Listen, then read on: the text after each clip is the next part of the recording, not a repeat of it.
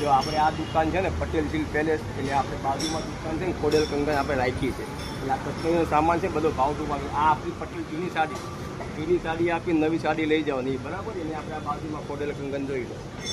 અંદર આ કટલારીનો સામાન છે ને આપણે આ શોપ રાખી ખોડેલ કંગનની બાજુની પટેલ સાડીમાંથી. આપણે દુકાન મોટી કરવી છે જૂની સાડી માટે, એટલે આપણે રાખી લીધા. કટલારીનો ટોટલ સામાન છે ને 30 તારીખ પહેલા આપણે ખાલી કરવાનો છે બરાબર. બધી વેરાયટી મળી છે, બક્કલ, બોરિયા, બધી વસ્તુ. જો આ ચેન છે, આ બ્લેક સ્ટ્રેચ છે, જે આવે બધો સામાન જોઈ લેજો.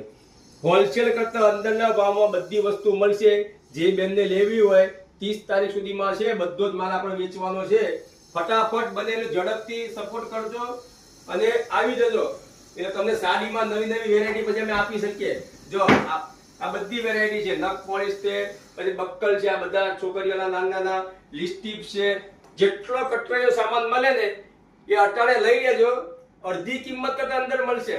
જે માર્કેટ કરતા વીટી છે, બધી અંદર વેરાયટી છે. જો આ બોક્સ બરાબર. અને આ દુકાનનું ફર્નિચર બી બધું વેચવાનું છે બરાબર. કોઈને બી લેવું હોય તો જલ્દી સપોર્ટ કરજો, લઈ લેજો. આપણે શું જલ્દી શોપ સીઝન પહેલા મોટી કરે તો બધી ફેન્સી સાડીઓ તમને દઈ શકીએ.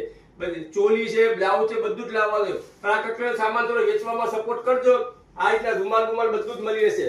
જેને લેવું હોય ફટાફટ આવી જજો બરાબર. ચાલો, જય સિયારામ.